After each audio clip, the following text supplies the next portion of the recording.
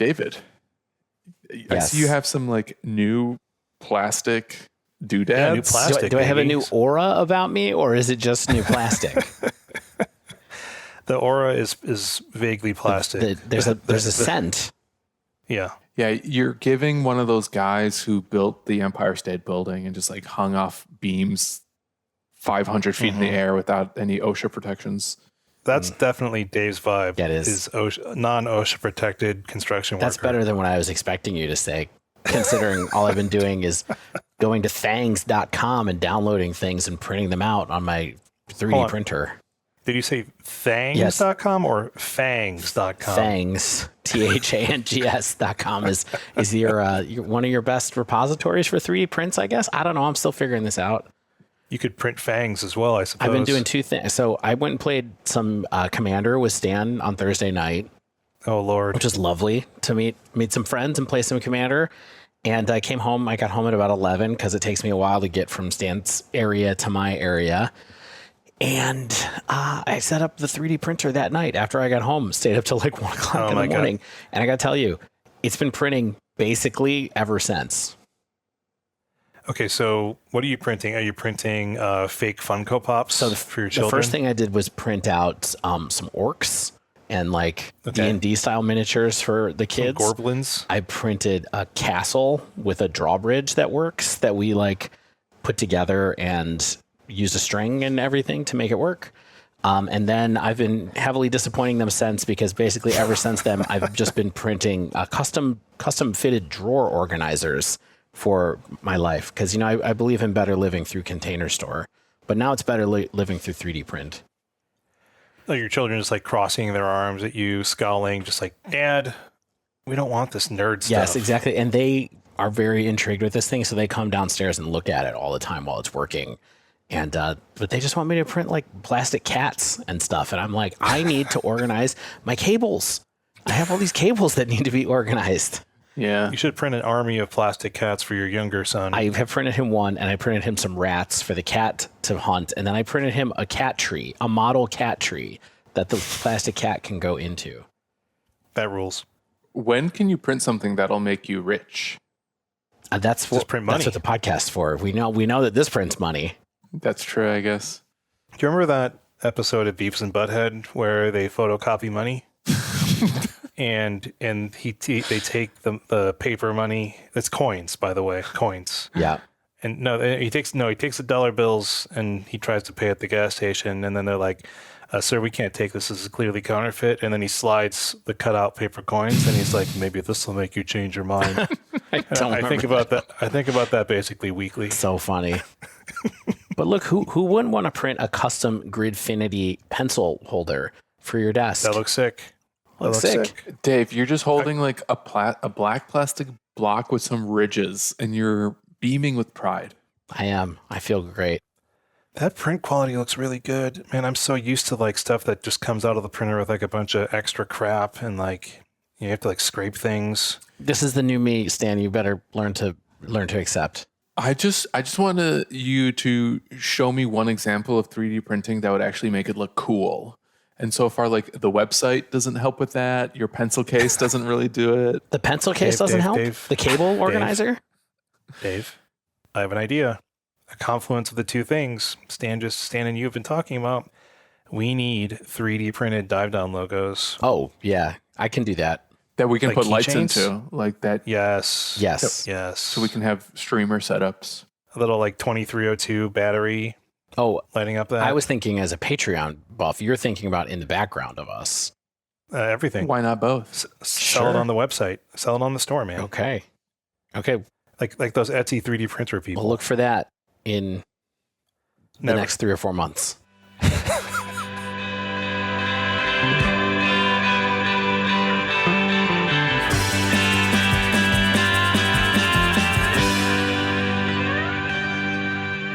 Hello and welcome to episode 289 of The Dive Down, a Magic the Gathering podcast focused on the latest decks, trends, and strategies for the casual spike.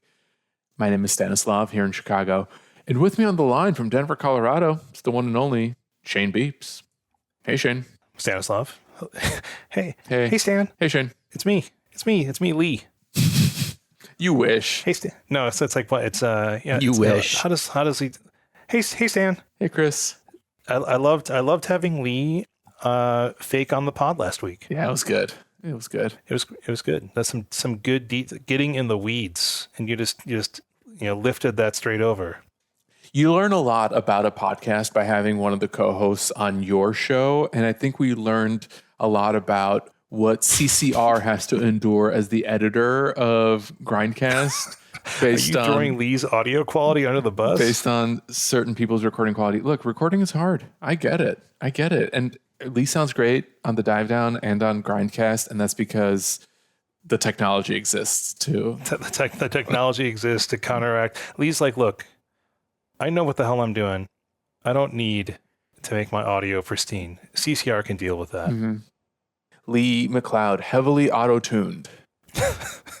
The T-Pain of MTG podcasting. And the Nadu up when you bring it in. Nadu. Of course, Dave, the Harbarger of Godfathers, knows all about T-Pain. Yes, I do know a lot about T-Pain and vocoders and all that kind of stuff. I bet Dave has watched T-Pain's Tiny Desk concert on NPR. I have not, actually. Oh, you're not a T-Pain truther then? No, I'm not. But I definitely, as a result of that whole moment in 2011 or so, I had a thing that was called what was it? The voice box or something like that. Like I bought a low grade vocoder when I was in my indie rock band and tried to use that to ill effect. Terrible effect for me. Yeah. Wasn't a good sound. Really, anything with a microphone was a terrible look for me, honestly, but it didn't stop me. You should have had like your Audio Technica headphone mic system that we use here on the Dive Down. We look like Hanson. Like that's the thing that people don't know because we don't put video out. That we look like the brothers Hanson did, where the microphone's attached to our headphones. It's awesome. Yeah. Backstreet's back. All right. The long hair and everything. Yeah. I'm the T-Pain truther on the show. You know why T-Pain rocks is because his voice is actually incredible. And the auto-tune just sort of enhances his natural, incredible talent. Yeah. He won Masked Singer, did he not? I thought he did. One of the seasons. Quite possibly. But you know what enhances my natural ability is Heavy Play products. Because they are a card gaming accessories brand that improve my gameplay and my game day. They can also do this for you as well.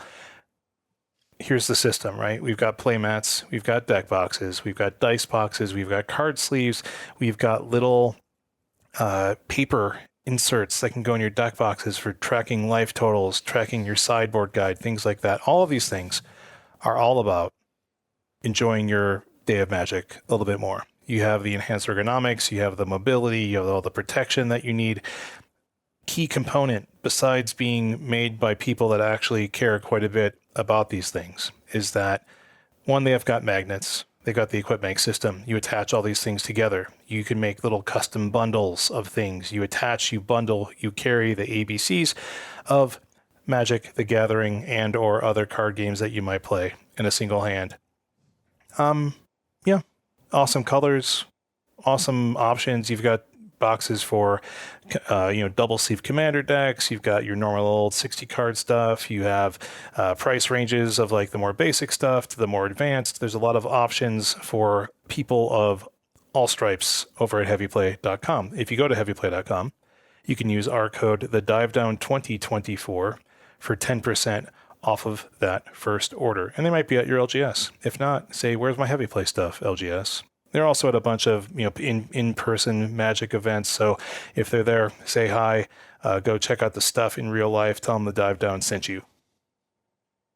Stanislav. Shane. This week's show, baby. This week's show, we are doing a grab bag of decks yet again. Because that's the fun part of Magic, is trying new cards. Stan, I did a sleeve leaf heave for mine. Do you have a sleeve leaf heave rating for yours? I can probably come up with one on the fly since that's how we actually usually do it. But And I think Dave played decks. I played a deck. I'm talking about a deck that I've already talked about one time. So, but did you play it before with then? Increased verve and vigor. Mm-hmm. There we go. Yeah, so I'm licking my wounds after a unfortunate RCQ performance, and I just had to step away from Modern, so I spent a weekend playing Standard. We're still going to talk about the wounds, right? I think we got to spend 5 minutes talking about the wounds at some point. I can go 5. They're open. Because they're shared wounds with many people who went to RCQs this weekend. So they went 0-2. Yeah. I'd be happy to talk about scrubbing out of a tournament. I built an empire talking about scrubbing out of tournaments. Shane, however, he still likes Modern, so he played last week's hot new deck, Through the Breach. That's true. I did play Through the Breach. I guess you're passing judgment on my enjoyment of Modern right now. This deck helped, I will say. I can say that I still like Modern, and I played a deck that did much better in this sense. The time that I talked about it the first time has done much better. So we'll talk about it. Should we tease what it is? No. Okay. Total surprise. It went 10-0 this weekend in a challenge. There's a tease for you. Ooh. Love it. You can probably also see in the show notes if you're dying to find out. Yep. But first, let's housekeep. We got 12 new reviews since last week. Are these all on Spotify? These I would not call these reviews. I would call these conversations. Yeah. 12 comments on last week's episode. You all are going wild in the Spotify comments. So some fun conversation going on there. Appreciate all the feedback on Spotify. There's a lot of people who are woofing now in response to the Meow Guy. So now we have woof people and Meow Guy. And yes, we have a lot of people who liked the little game at the end of last time, which was pretty fun. We had Chad B, who suggested that you guys name your video game podcast The Switch Up, which I actually think is kind of funny. It's part of our that does pigeonhole us into Switch, but it's part of our emerging up-down media empire.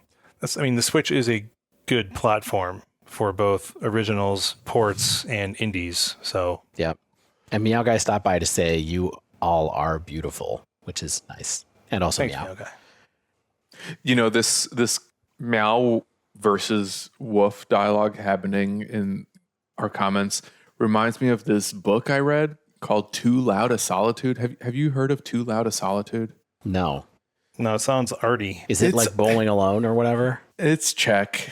It's a book from the former Czechoslovakia. Did you read it in their native language? No. I read it in the English translation. But the thing about Too Loud a Solitude, it's about a guy whose job is to burn books due to political censorship. But parallel to that, he also reports on a war being waged in the sewers of Czechoslovakia between rats of different fur color. And I just feel like these rats who are raging war in the sewers are reminiscent to our podcast listeners who are, I guess, raging war in Spotify comments. I think it's more of just a celebration of noises. It's just they call it a murmuration, or, people are just stopping by to say yippee, basically, I feel like, but in animal form.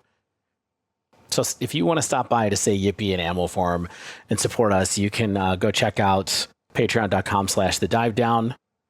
You can also stop by the store if you want to get some merch and see if I've 3D printed anything, which I guarantee I haven't.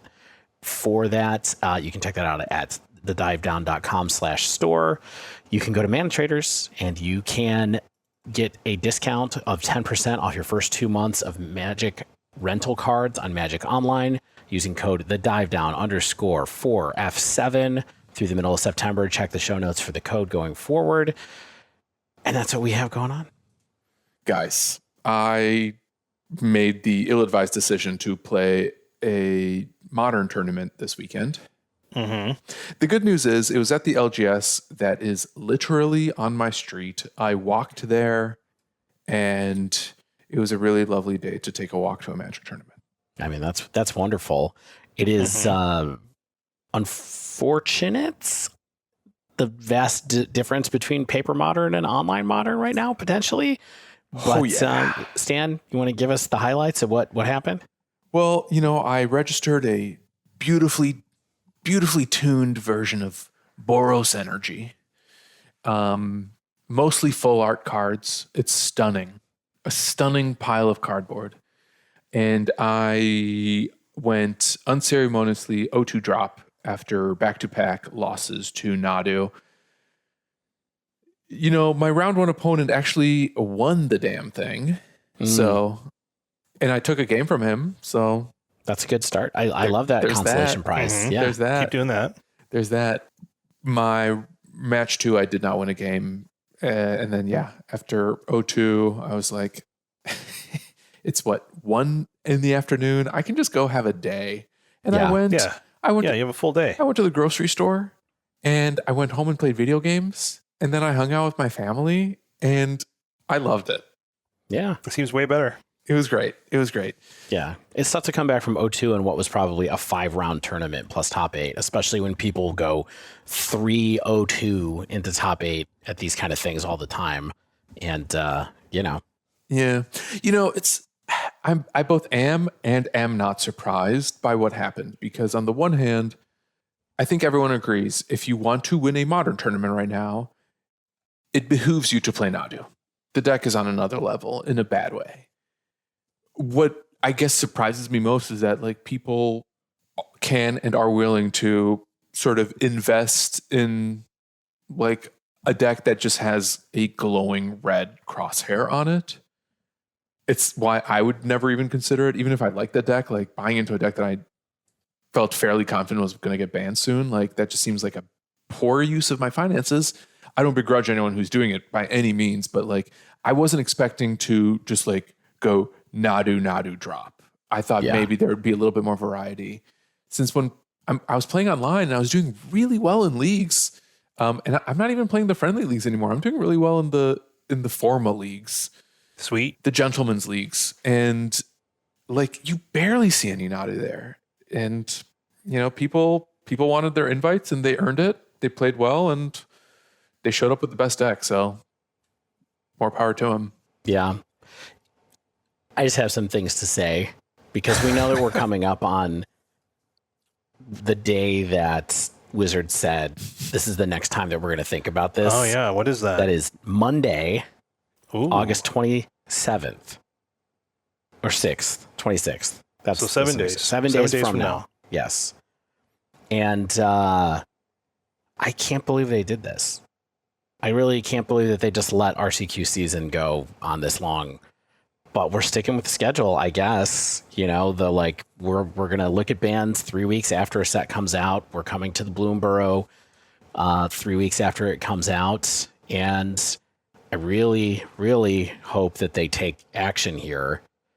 I don't know what the size and scale of that action is going to be, but yeah, because I understand where they're coming from, right? It's you release the set, you want to give people the freedom perhaps to play with the deck they invested in. It's not necessarily, it's how bad does something have to be for them to take action? And I personally don't think this isn't like Hogak, you know what I mean, where people are main decking Kozilek's Return or something like that. They might have Leyline, the black Leyline, which is escaping me right now. Leyline of the Void.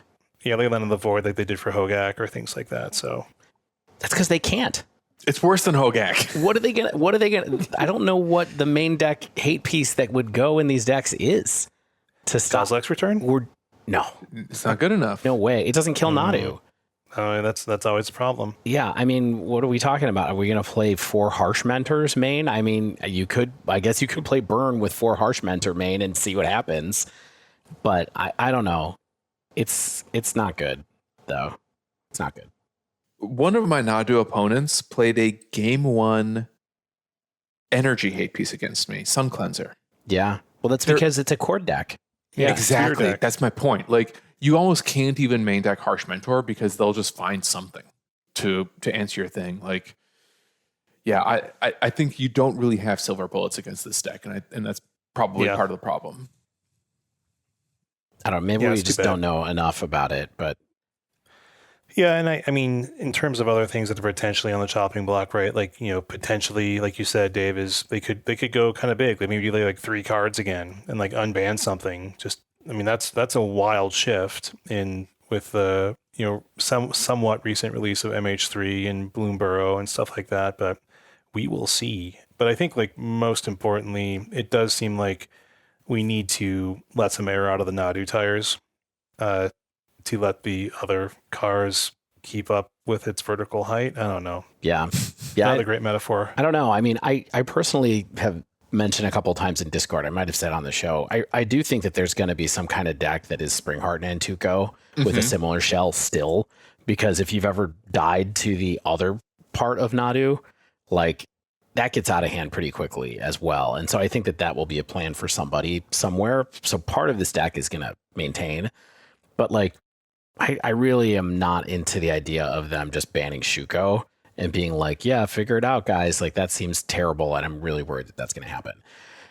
But there's so much like evidence out here now. So Anaël Yahi had a tweet this weekend that was trying to use some advanced mathematics that nobody's ever even heard of to analyze the diversity of the archetypes in the metagame right now.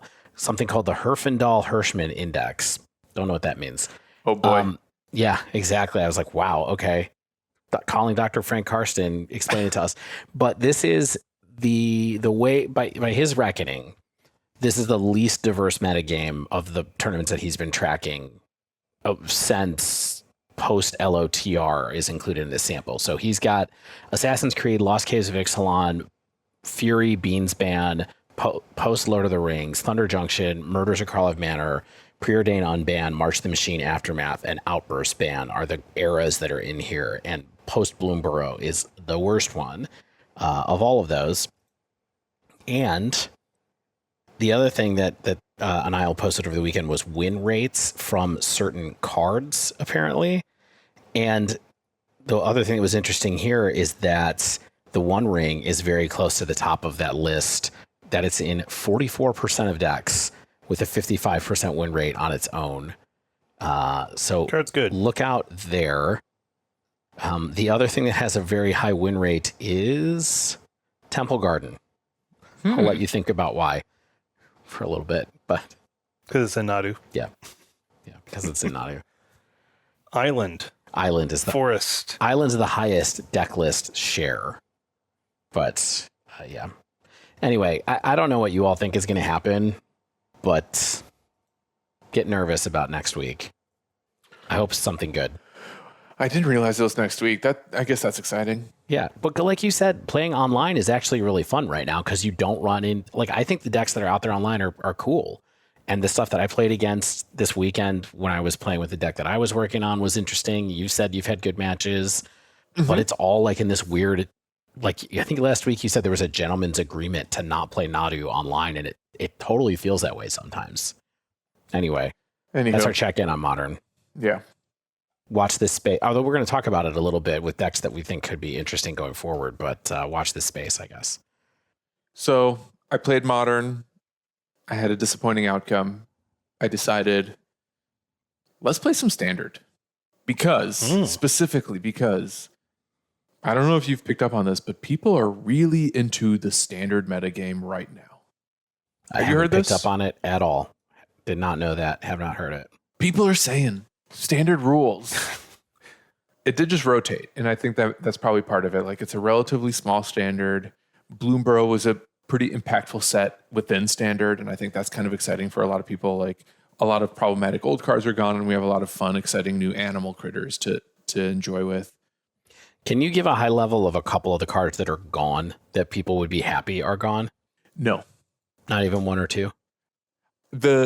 I'm not enough of a Standard expert to say say this with confidence, but like the cards that I believe are gone, like Kamigawa Neon Dynasty cards, like the Wandering Emperor has gone out of control decks. New Capenna Triomes are gone.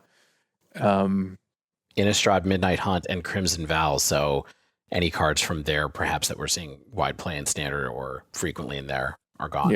Yeah. And like I don't really partake in Standard all that often, just for lack of time. But not only did I keep hearing that the format is good and fun, I especially kept hearing murmurs and rumors that there's this one deck that's like really noteworthy that just my antennas went up as soon as I heard the name of the deck, which is Lizard Pingers. Okay. Lizard Pingers. Okay. .com.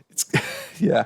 It's Rakdos Lizards on MTG Goldfish, but it's a pinger deck. And if you don't know this about Stan, I love pinging people for 1 point of damage. I can confirm I played against Stan in Commander, as I mentioned last week, and wow, all of his decks ping. He's got a blue-red deck that pings. He's got a black deck that pings when you sacrifice things. I will say, the hilarious thing about this deck that you're talking about, Stan, I'm looking at the list for the first time. You said it was lizards, and you are not kidding. It has 32 creatures in it, and 28 of them are lizards from different sets. The other 4 are bats. Mostly Bloomburrow, but there's like a cheeky lizard from Thunder Junction. And then, Deep Cavern Bat, because it's a black deck, and you kind of have to put Deep Cavern Bat into all of your black decks. Yeah. All right. What is this deck? It's basically like a Bloomburrow block constructed, high synergy Rakdos midrange deck. That sounds perfect. I know, right?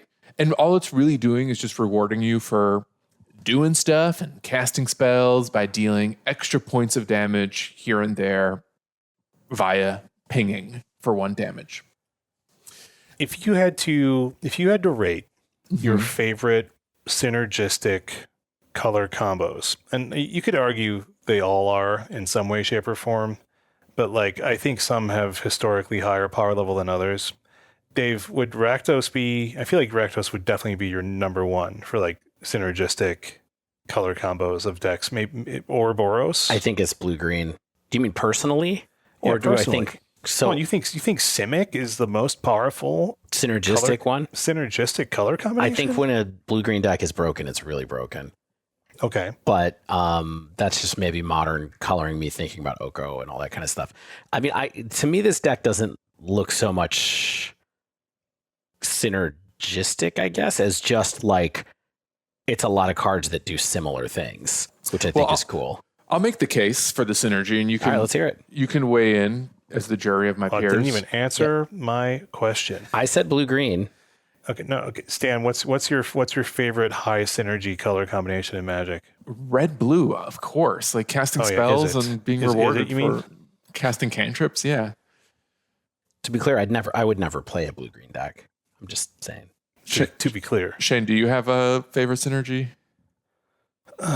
It's Rakdos when it works. Probably. I think Rakdos is sick. Yeah. Sure, why not? So here's where I identify the synergy, and you tell me if I misdiagnose anything. Half the cards in the deck trigger when your opponents lose life in a turn. And that's literally how they read, like when an opponent lost life this turn. And those cards include Fireglass Mentor, which lets you just play extra cards off the top of your library when your opponent lost life this turn. Sick. Flame Cache Gecko generates 2 Rakdos mana when it ETBs when an opponent lost life this turn. Love it. It's like it's kind of like the Rakdos version of that red-green card. When it enters, it makes red-green mana. Burning Tree Emissary? Yeah. That's the one. Gev, Scaled Scorch. Good old Gev. What a name.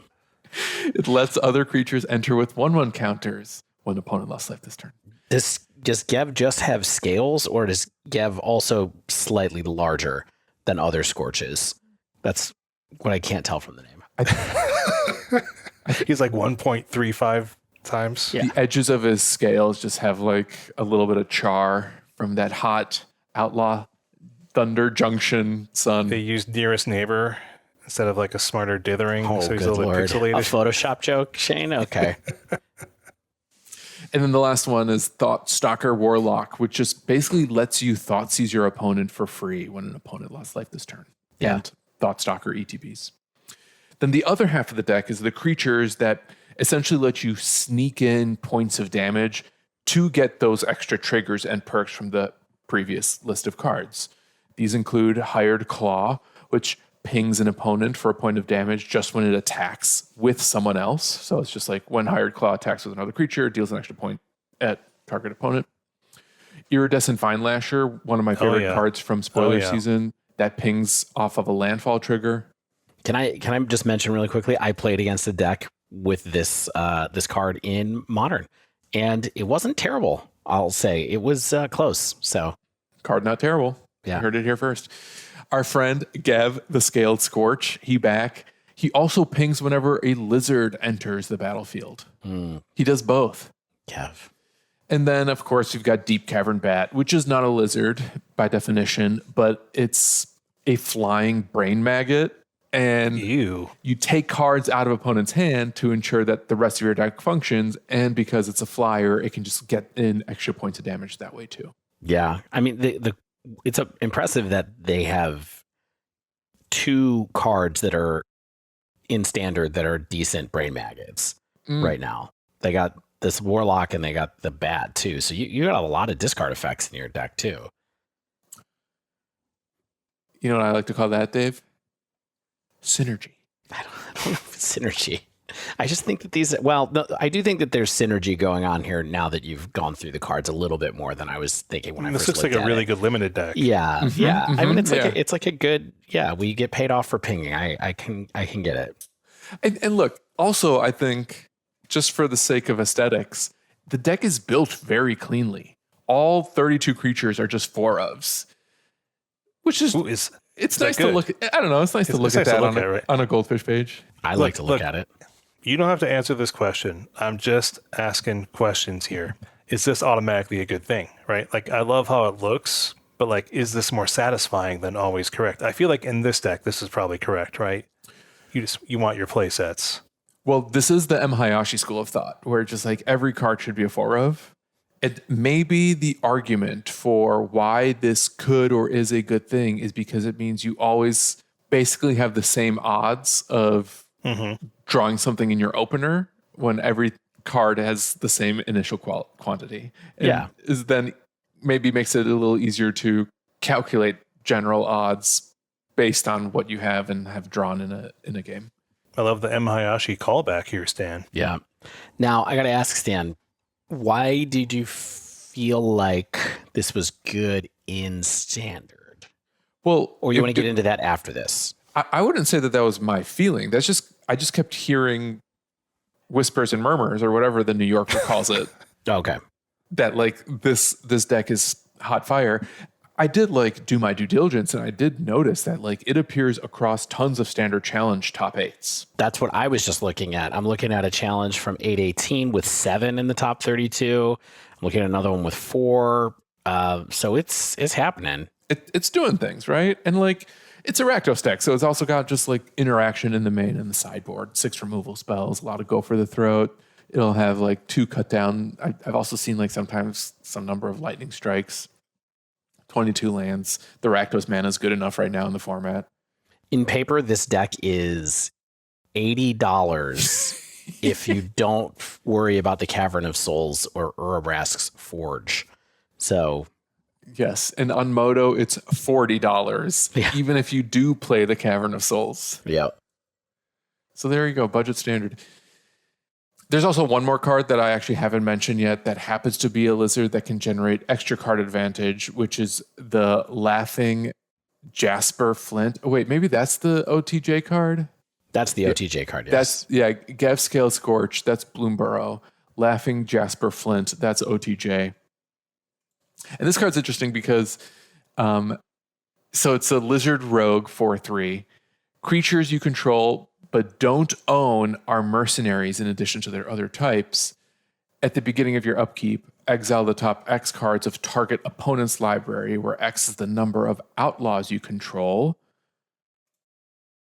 And I'm pretty sure Laughing Jasper Flint is one of your only... Yes. Oh, no, there's actually a number of outlaws. You have a lot of outlaws. Mercenaries and warlocks and assassins, yeah. Warlocks are not, but assassins are. Are warlocks outlaws too? I think so. It is. It's assassin, mercenary, pirate, rogue, or warlock. So almost all the creatures in here are are All right, outlaws. so yeah, that explains that Tag trigger. yourself. That trigger that I auto yielded. Yeah, so you're looking at a ton of cards at the top of your opponent's library, and then you may cast spells from among those cards, and mana of any type can be spent to cast those spells. You know, cast some more cards, I guess. Whatever. Makes board stalls. Here's my assessment. The deck is fun. It's elegant. It's kind of cute. Felt a little small ball in the grand scheme of things. Like It is a pinger deck. it's a pinger deck, a lot of cheap creatures. It Singles, baby. didn't really like strike me as a deck that could one day be a pioneer deck. Happy to be wrong, but it just felt like it was at a very standard power level. And that's great. Like that's kind of like I think what standard's all about, just like kind of having fun with a very clean casual deck that's like built on a cheeky tribe that does like a funny little synergistic pinger thing, and you have fun for a season or a couple of years and then you move on with your life. Yeah, I love stuff like that. Were you playing this on Arena? Oh no, I don't. Okay. It's, Oh yeah, it's all that rares. I don't have that the would wild require cards. opening packs. It's a lot of rares. Yeah, I noticed that too. So it's not like an easy entry deck on Arena, unfortunately. Because I haven't played a lot of standard, I did have just like a handful of quick and dirty, amusing observations about the format that I want to pitch to you guys. Love to hear it. The first that is very amusing to me, and I finally got to experience it firsthand, is just how like Deep Cavern Bat, it's a $3 uncommon that just like the shoulders are burdened by the weight it carries of every black deck in standard right now. They all play Deep Cavern Bat. I guess you just have to play a 1/1 flying lifelinker Brain Maggot. Why not? Makes sense. I also finally played against Innkeeper's Talent. I played against Golgari Midrange, which is the current top deck in standard according to Goldfish. Oh boy, this card is really good. I told you it was even reasonable in Modern. Jeez Louise. I mean, it's so much better than Luminarch Aspirant. A, because it's harder to interact with. It's an enchantment. But when you level, so like its chapter 1 ability is really good because it's doing the Luminarch Aspirant thing. Its chapter 2 is also like nothing to sneeze at, giving everything an extra ward 1. That plus turning literally any body into like a potent threat over a long enough timeline makes this card just so impressive to me. Worth its price tag. I don't know about Modern. My notes here say that like I think that it can actually be a pioneer player in the short to long term. Really, really impressive piece of technology. Yeah, the card's cool. And then finally, this deck also introduced me to an interesting new way to, I guess, beat control in board stalls, which is a card called Urabrask's Forge. Now, this is from a set, maybe you remember, called Phyrexia All Will Be One. Sure, I'm familiar. It's an artifact, 2 and a red. At the beginning of combat on your turn, put an oil counter on Urabrask's Forge, then create an X1 red Phyrexian horror creature token with trample and haste, where X is the number of oil counters on Urabrask's Forge. Sacrifice that token at the beginning of the next end step. I didn't really know this card existed until I registered this deck, played the deck, sided it in a number of times because it just kind of like felt good in a lot of situations. And then I noticed that it sees play in most, if not all, standard red decks. It also occurred to me at that point that it's a $10 rare, which is pretty expensive for a rare in this day and age. Card is good. I mean, probably too pricey for Pioneer even at 3 mana, but just like producing bigger and bigger threats every turn. If you have sack outlets, like that's extra gravy. But the fact that the threats have trample as they grow, I thought this card was really neat. If it sees play in older formats, that'll be really cool because it's just like a great way to push through any kind of attrition battle, whatever that attrition battle is. Like against other creature decks where you just have to like get through bodies, against mid-range or control decks where they're just picking off all of your threats. Urabrask's Forge, I think, kind of just like does a lot in a shell that needs to get damage through. Parting thoughts? Standard is all right, I guess. I I get why people are digging it. And I think because it's pretty small, that adds something to it. Rotation just happened with Bloomburrow. But even though it's relatively small, it felt like in my tournament testing that there's a nice variety of gameplay options. And also, perhaps most importantly, just a ton of room to brew and experiment given the sets that we have available to us right now. Yeah, I mean, for sure. Like when you have a flatter power level, you can do more stuff. You're not sort of pigeonholed into the most powerful cards and strategies necessarily the same way. I mean, you are, but I think that you have a wider variety of tools to use in the toolkit sometimes. Dave's shaking his head at me. Very not my take on standard, but that's okay. Wow. What's your take? I mean, my take on standard is generally that the dominant strategies are much more understandable.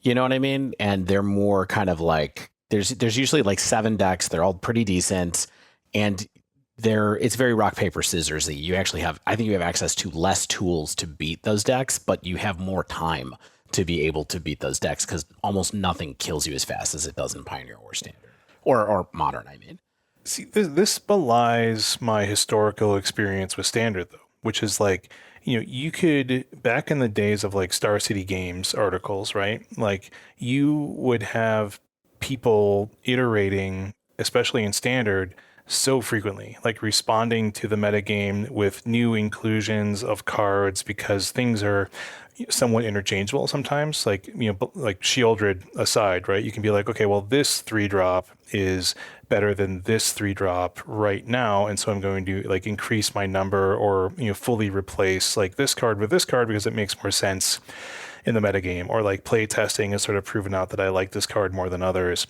And I think that's something that happens much less frequently, especially in main decks of things like Modern, where like the best 60 or the best like 57 plus like maybe 3 flex cards sort of gets decided upon relatively quickly. And I think that's what I think is an interesting option of Standard, right? Which is like the metagame becomes a little bit more fluid because hopefully none of the decks are so overpowered that they're not targetable with like people maneuvering in other ways, which is, I think, an advantage of it. I agree with that. I think it's a function of having access to more time in the games, more turns. Yeah, for sure. But anyway. Yeah, I dig it. I mean, we're like not experts on that, but no, but that's the truth that you never want to say out loud when you have a hit podcast. You know what? You just have to be honest with the people. They're here for the vibe. Here's my honest vibe. If you really like Bloomburrow, but you felt maybe disappointed or disenfranchised that it's not seeing enough Pioneer and Modern play, maybe you're unhappy with the state of Modern and Pioneer, like Standard might be there for you as an outlet for Constructed. Because it's a 3-year rotation cycle now, the cards that you would get, especially from the most recent sets, will actually be Standard legal for a while. So there's a chance like a Standard investment lasts longer. Yeah, and this deck in particular, since I've been challenged to sleeve, believe, heave it, like I'll give it a believe. Why not? Like it's appearing in like a lot of results. There's probably going to be better versions of it over time as they print more lizards. They printed lizards before Bloomburrow. I'm sure they're going to print them again. They're trying to support Standard, and it's an easy creature type to like kind of keep making unique bodies for. So, well, I'm glad you had a little respite from Modern. You've probably been playing quite a bit, so a little break makes sense until Nadu's gone at least. Mm-hmm. Mm-hmm. I did play Modern though. And we talked about this deck that I played last week a little bit. We gave kind of an overview of it. It's Through the Breach. And like I said, we talked about last week. I want to give a quick overview in case you weren't listening or skipped last week for some reason. Last week it took 6th, 8th, and 9th in one of the challenges. But this past week/weekend, it did even better. It took first in one challenge piloted by Nyctophobia, which is Extreme Fear of the Dark, if you didn't know. Sixth place in another piloted by Yugador 1, third by Jarvis Me, first in the Showcase Challenge by John MTG, So this deck is not going anywhere anytime soon, at least. And so I thought I'd give it a try, see how it felt, see if my casual spike energy could translate to my own top 8 or perhaps 5-0. And I played Jarvis Mee's list as it was the best performing one I saw when I was looking at this deck. So I did not play like the first in the showcase challenge or anything like that. Basically, I think there's extremely minor changes, mostly to the sideboard.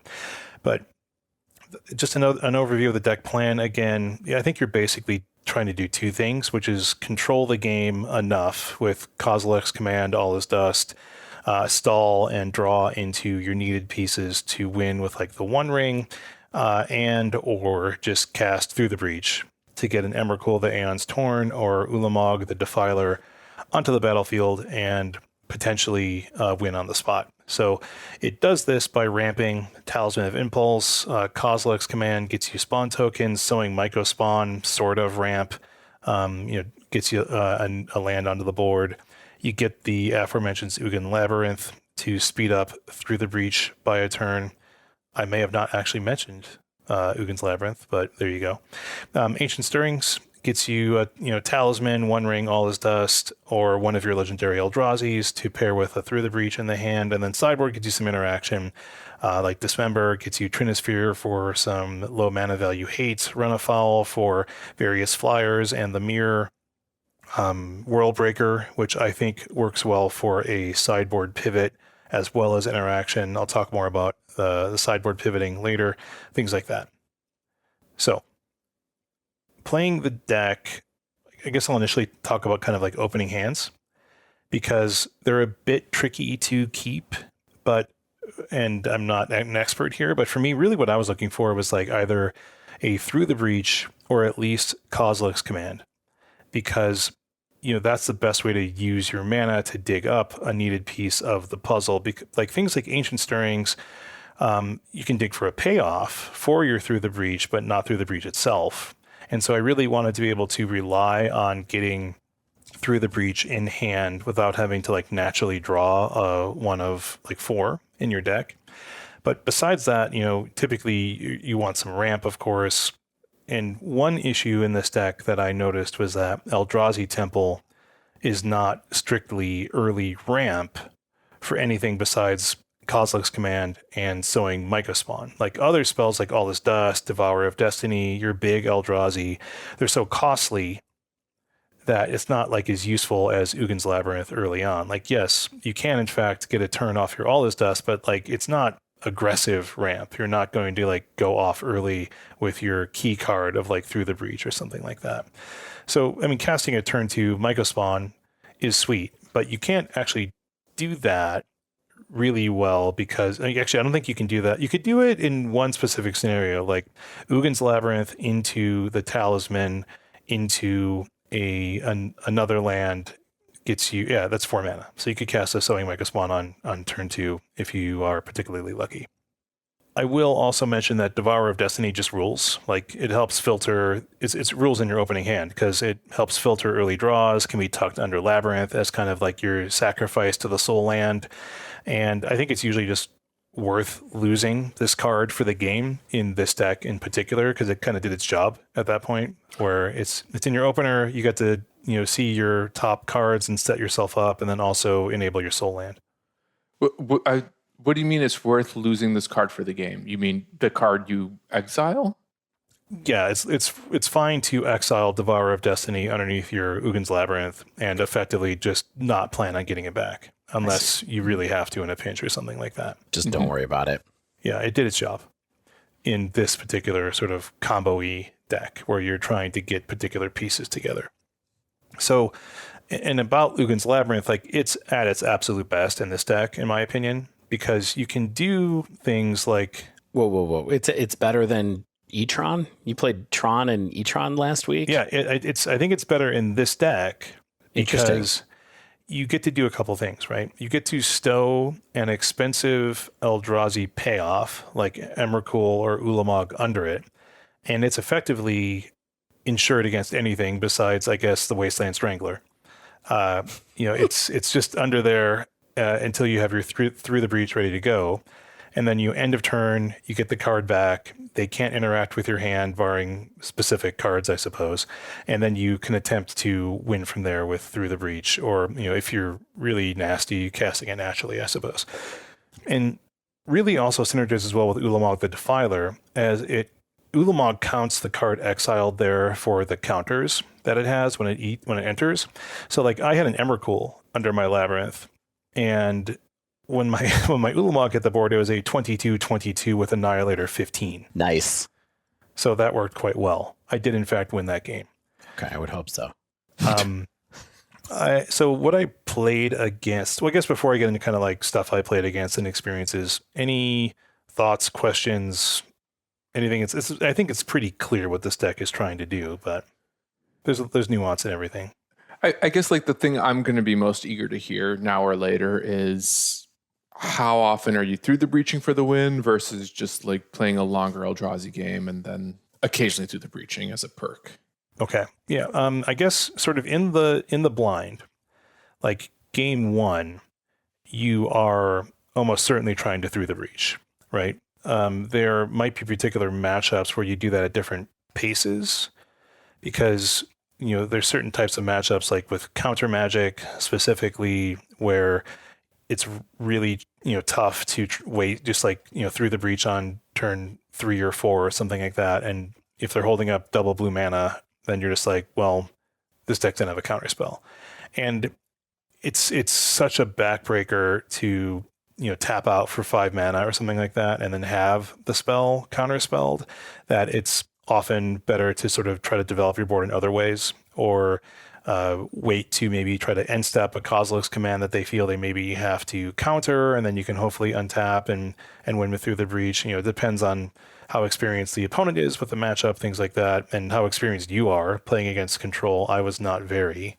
So to try to answer your question in a single sentence is, I think you are trying to Through the Breach more often than not, but there are particular matchups where you may want to try to pivot your core strategy.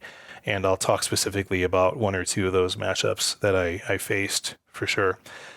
So first, let's talk about stuff that I found to be like the easier stuff, and that was against Boros Energy and Mardu Energy.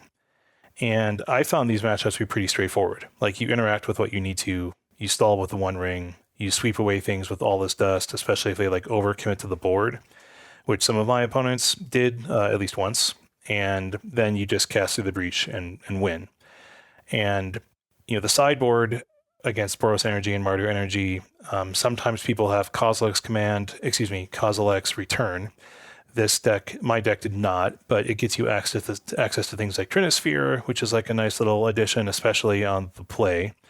Although I don't really consider it necessary if you keep reasonable hands that can buy you enough time. And Mardu does, of course, get access to hand disruption, which can be more of an issue. And so you have to be a little bit more careful in like stashing away your Eldrazi, or knowing when to use your filtering cards to like draw into win cons, or like when you're casting your Kozilek's command at like, during the turn or end of turn, because a few times in my testing, and I should have maybe learned it after the first time, is like, my opponent had a creature attacking me, right? And it's maybe like 4 or 5 damage, and I'm at maybe 16. And I'm just kind of like, if my best use of this card is to remove this creature and like scry 4 or something like that, right? Or maybe make 4 Eldrazi Scions or something like that. And so I do it during their attack step before it hits me. And then in their second main, they Thoughtseize me, right? And it's like, well, that was stupid. Like, why'd you scry and draw the card just to give them the opportunity to take it from your hand? I should have just, eaten the damage, done an end of turn, never exposed my hand to their Thoughtseize, right? Yeah. And I think that's the kind of stuff that you have to learn pretty quickly is, what do you expose your strategy to? And of course they know your strategy after the first turn or two, but how do you allow them to attack it is really important. And taking damage and even giving your opponent life with Grove of the Burn Willows is something that you can do fairly freely. Like, I definitely tried to err on the side of using Grove of the Burn Willows as a colorless mana more often than giving them life, because every point can count. especially if you're trying to like hit them with a 15/15 Emrakul and get enough damage in, rather than leave them with a couple points of life. But anyway, so I think that was something that I learned versus the Mardu matchup specifically, but I really didn't find them able to kill me quickly enough, barring like very specific. I think they needed like surprisingly specific hands to get in fast enough. And also it's like you are much more apt to keep things like the One Ring to draw you like 3 cards and buy you a turn or things like that. I think it's really important. And you have the option, you do have the option to even sideboard into Kozilek's Return if you're so inclined. I'm not actually sure it's necessary in this deck, but testing may bear that out more. Some people are running a couple in the sideboard. Another matchup I had was versus Jeskai Control.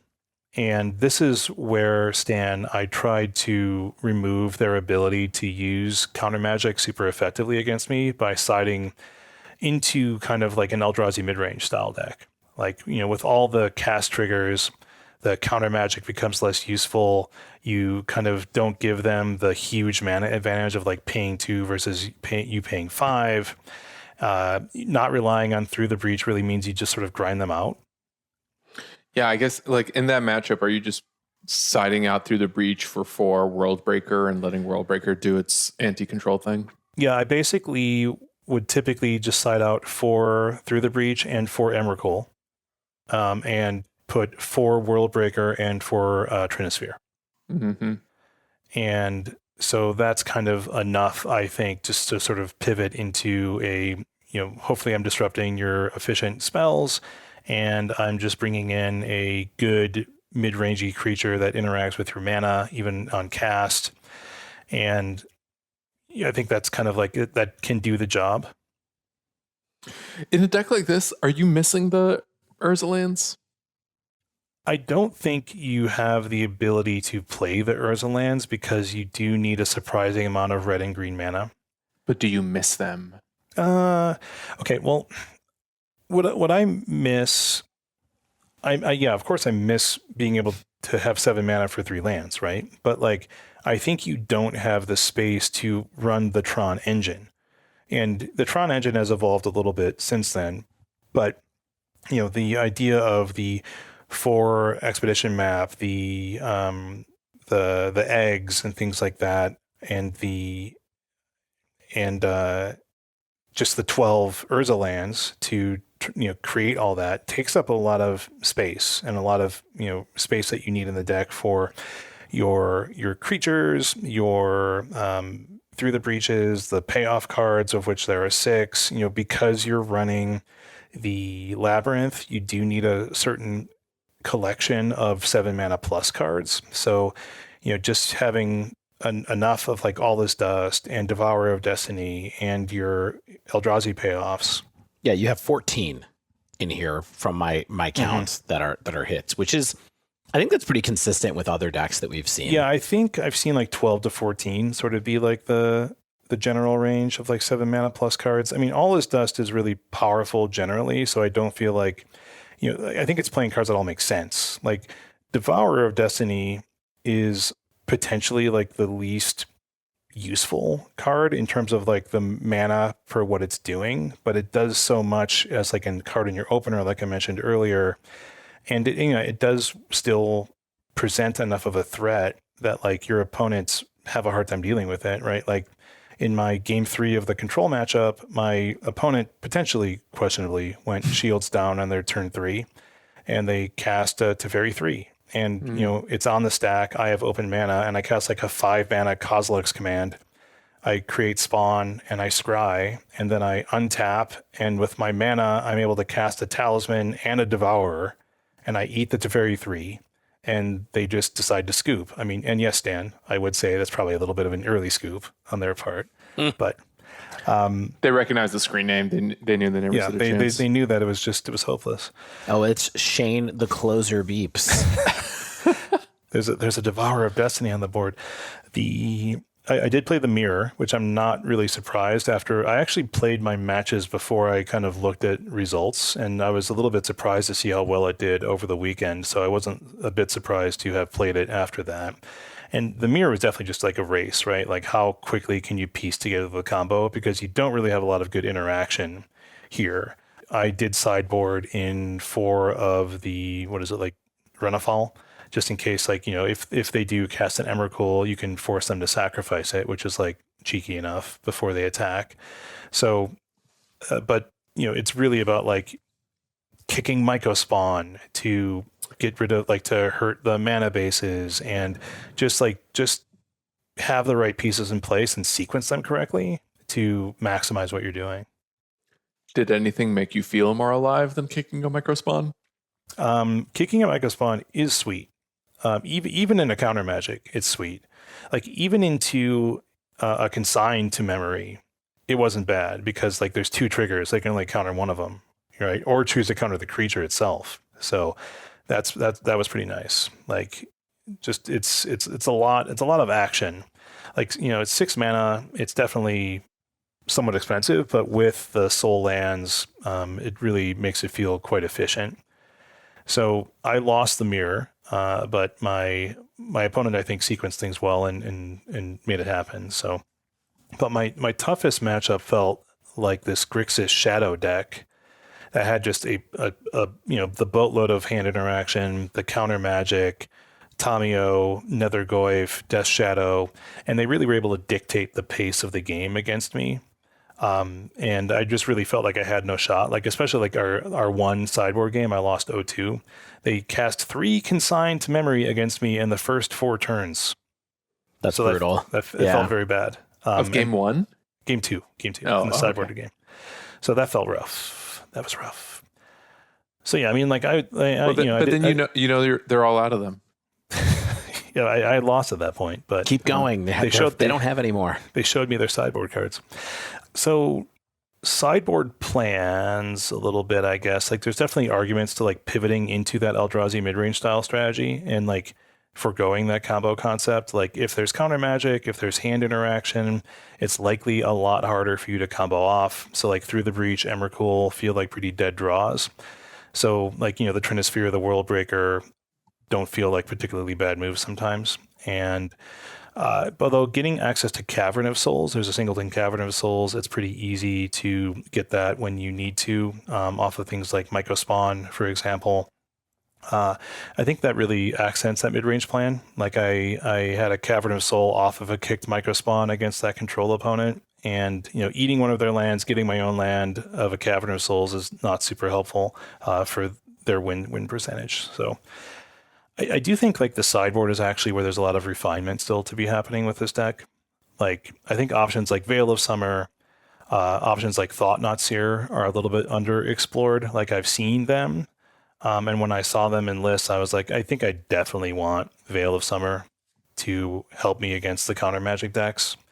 Thought Not Seer, highly efficient, 4 mana, you get to interact with their hand. I think that's definitely not necessarily a bad thing. The necessity of Kozilek's Return, which I sometimes see in the board, I think is still probably under exploration. So yeah, I think like I would probably modify this a little bit to hedge against maybe increasing numbers of counter magic decks, but that remains to be seen.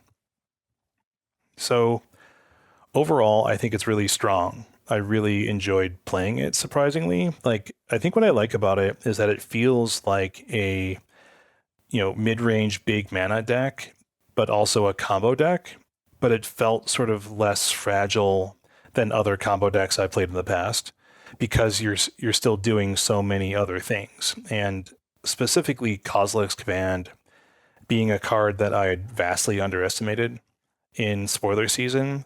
Like I think for this specific game plan, this is perhaps the best I can imagine this card being. You've said that twice now. Yes, about some pretty marquee cards from Modern Horizons 3. So interesting. I mean, what I like about it in this deck, even more than I have in like sort of the Eldrazi Tron style decks, is like it does everything you want specifically for this deck, which is like buys time, ramps, and finds you the combo payoffs or the combo enabler, right? That's what it does in every deck you play. But I think for other decks, there's more redundancy, and you don't have redundancy of things like Through the Breach, right? Like, this is your redundancy. This is an AB combo deck, right? Or it has an AB combo plan in it, at least in this deck, that there is no replacement for Through the Breach. Like you said, there's no rule of 8 there. It's just Kozilek's Command makes it the rule of 8, right? It's like that's sort of effectively your rule of 8, because that's the only thing that can really dig for it that I can think of, and because it scales so well with the Eldrazi Tron and Ugin's Labyrinth lands, which of course like that is the case of every other Eldrazi deck for this card. But I think this does the most for your strategy rather than sort of being like, this is a very fine command. It's like, this is the needed glue that allows my combo to exist in this style of deck. What's cool to me about that is also that this functions so differently from like every previous Izzet or Jeskai Through the Breach control deck that I've ever tried. And what you're describing seems to solve a lot of the problems that those A+B decks always had.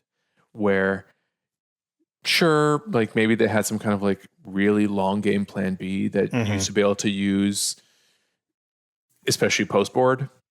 Here, like you can fully operate without Through the Breach because you've got soul rings or soul lands. You've got one rings to just kind of do all the one ring things. And then you have like these big threats that you're just going to cast no matter what. And the Through the Breach combo is almost like a secondary gravy. What I really like about this deck is just its ability to it doesn't just sort of play like what I imagine it is like to play Indomitable Cruelty, right? Or is Indomitable Creativity, right? Creativity. So and this is only by playing against it. I've not played with that deck, but it sort of feels like I am building up. I'm interacting with you where I need to. I'm making some tokens, and I'm going to cast Creativity when I think the coast is clear and win from there. Whereas I think this deck has a more broad game plan with a potentially more powerful finisher for not much more mana and sometimes less mana because the rest of your game plan is Eldrazi stuff. And I really do think it's all enabled by Kozilek's Command. Like this deck, I do not think could exist anywhere near as well, if at all, without what this card is bringing to the table. And so this was the gap in my evaluation of K Command and the new K Command. And I think like it's quickly becoming one of my favorite cards of the set. And I think this is perhaps my favorite place to play it. And so, I caught myself like shopping for Ulamogs and Emrakuls, which is not where I expected to end up after playing this deck. But I think it's definitely a sleeve for me. I think like against decks like with hand interaction and counter magic, they've got probably good matchups against you, at least in my inexperienced hands. But I think you could learn to play against them better, tune your sideboard a little bit more, and I liked it quite a bit. I think it's a very strong deck. I think it's very well designed. I think it's a very smart deck, and I think that's going to give it a lifespan. I love seeing Shane happy. I could vamp about. I love when this is some of my favorite stuff I get to do is just like vamp about decks I liked playing and like try to figure out like what makes them decks I like playing. So thank you for listening to me, David. You're screen sharing. I am screen sharing. What are you screen sharing with us? I'm looking at Crackling Drakes, David. Now, aren't we so lucky to be looking at Crackling Drakes? That's what my wife says to me every day. I felt like this week, given some things that have happened in the tournaments scene lately in Modern and things on Twitter, that I needed to go back and have another look at a card that I talked about 2 weeks ago and was like, I don't know if this is going to make it, guys. It seems like really bad. Well, that card is Thunder Trap Trainer, and I have thoughts. So in the interceding weeks from when I played Izzet on episode 287, I think, so just two episodes ago, last week, I talked about in that episode about Sven Sven's list with Crackling Drake in it, which was then picked up by Pi Gonti, who claimed to go 10-0 across 2 leagues with the deck. I think Andre Mangucci played the deck for a while, and then also TSP Gendrick 10-0'd a challenge this weekend with this Izzet Wizards list. And it is all about the synergy of wizards in the form of Thundertrap Trainer and Snapcaster Mage with Flame of Anor, playing a control game that's facilitated by, of course, counterspells and Flare of Denial, with the added little win condition of a pair of Crackling Drakes and 2 Arena of Glory in the deck. This deck is not very different than the deck that I played 2 weeks ago and thought was pretty bad, except for the fact that it has a win condition that you are drawing into now in the form of Crackling Drake. Mm-hmm. So, if you remember Crackling Drake, do I need to read Crackling Drake? I don't think so. Okay. Yeah, it's what? It's like it's a X4, and X is the number of cards in graveyard and exile. Yeah, instants and sorceries. Sorceries, yes, because Yeah. it's Izzet, yes. Yeah. And so I was like, I can't believe that people are doing this well with this deck. And I do think that this deck is on hard mode. You know, it's preordained Spell Snare, a 3 Spell Snare in the main, 3 Gallivantic Discharge, 4 Lightning Bolts, Snapcaster Mage in a 4 set, Thundertrap Trainer in a 4 set, Counterspell in a 4, 2 Expressive Iteration, 3 Flare of Denial, a Sink into Stupor, Akazi's Return, main, 4 Flame of Anor, 2 Crackling Drake. It's like I said, it's not different, but I actually had a couple more experiences with this deck that made it a lot more fun. Number one, I got to kick Thundertrap Trainer with Offspring. Which was really eye-opening in the sense that you were like, okay, I just drew 2 cards. I have 2 creatures now. One of them's a wizard, and a blue creature. So Flame of Anor is on, Flare of Denial is on.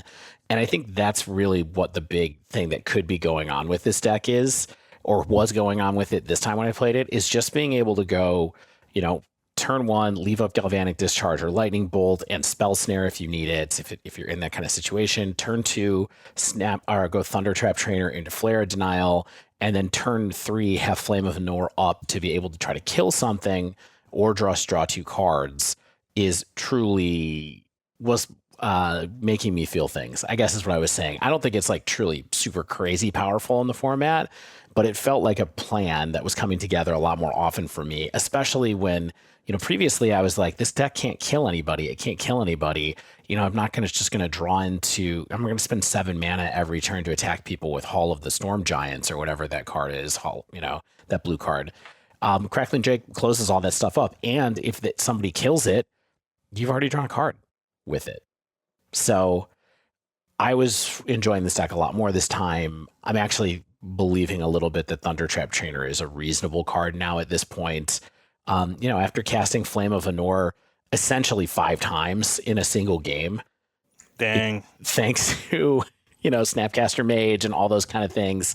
It was good. I definitely lost 1 match to the clock.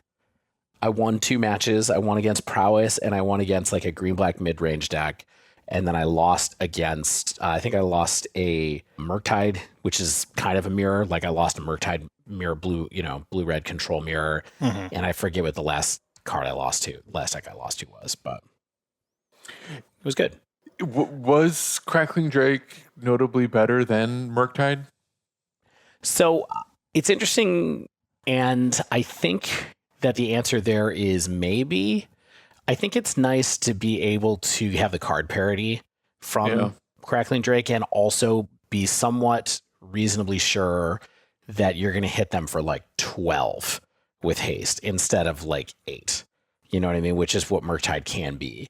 Now, I saw that TSP Gendrick in the comments of him talking about this on Twitter, someone asked him, well, what do you think about like Crackling Drake? Was it actually worth it?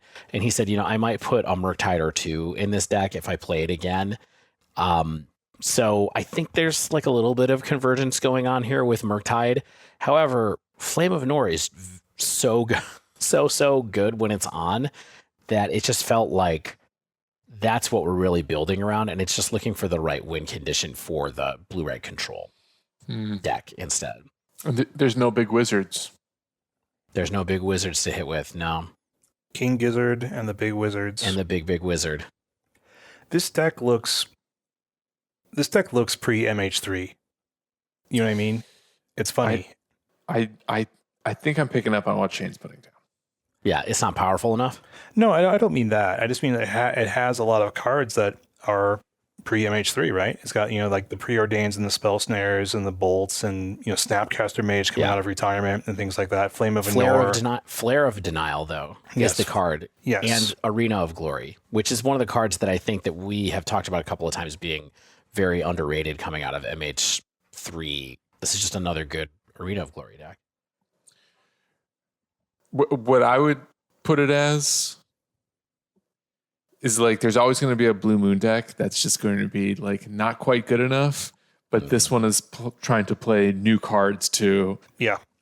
It's an example. We have a deck that's not whole cloth. It's not whole cloth built out of MH3 cards. It's an older kind of idea that's enhanced by MH3 cards like Galvanic Discharge, Arena of Glory, Flare of Denial, Consign to Memory in the sideboard, things like that.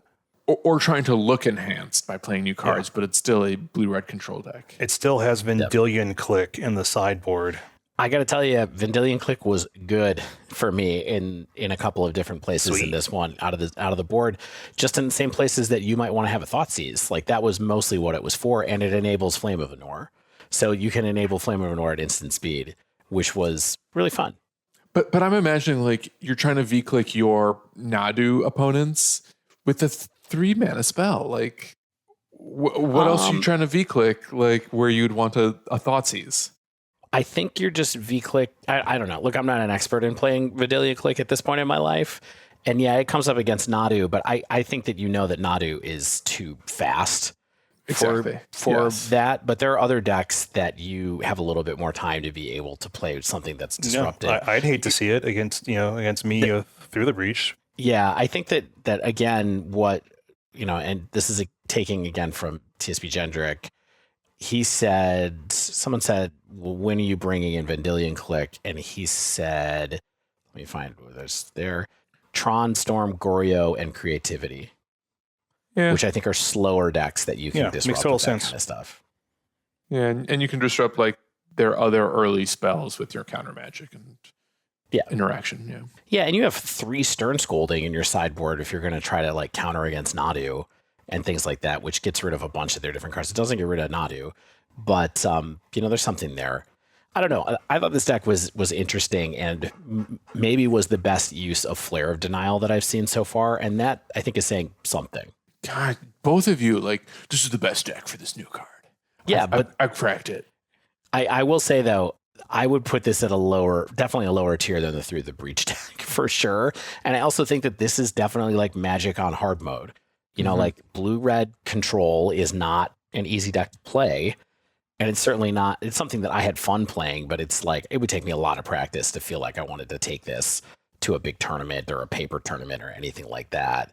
But I just thought it was cool. And I wanted to revise my earlier statement where I was a bit dismissive of this shell.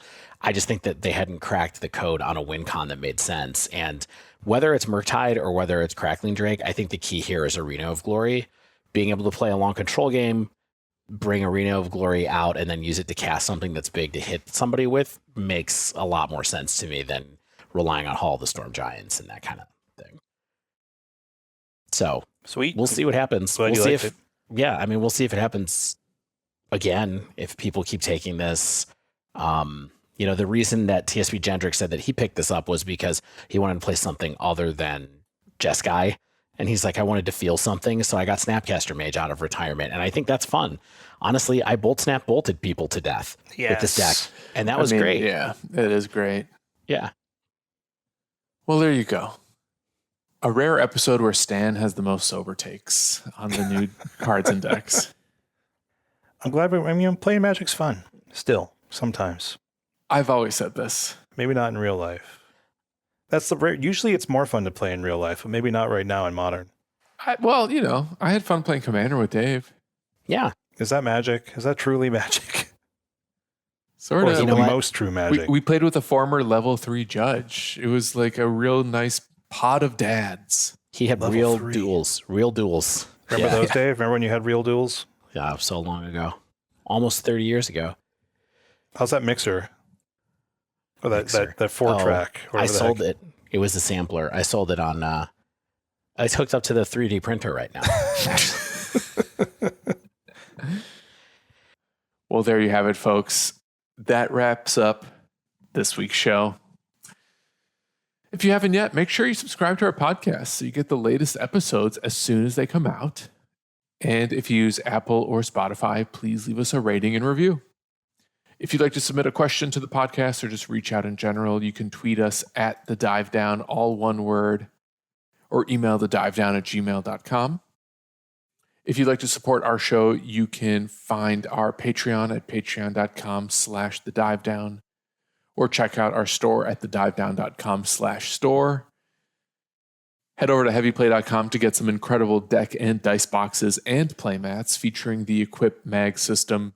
Use promo code TheDiveDown2024 to get 10% off your first order at Heavy Play. Also, shout out to Mana Traders for sponsoring the Dive Down. Sign up for Mana Traders using promo code TheDiveDown_4F7, all one word, to get 10% off your first 2 months of renting Magic Online cards. And save some money on paper Magic over at Nerd Rage Gaming. Use promo code DIVE8 to get 8% off your order at NRG. As always, special thanks to the bands Nowhere and Spaceblood for letting us use their music. And until next week, get out there and have fun playing Magic!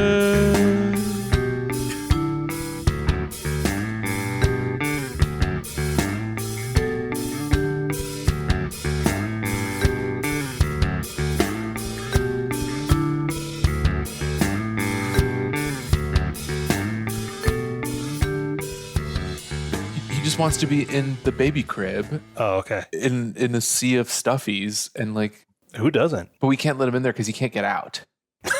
Right. He can get in, but he can't get out of the crib. And it's like either we wake up. It's like Hotel to California. It's a lovely place. Yeah. Wow. I don't like the Eagles. Like that meme is true. I mean, At least Soliker is okay, I guess. I'm not a fan. Yeah.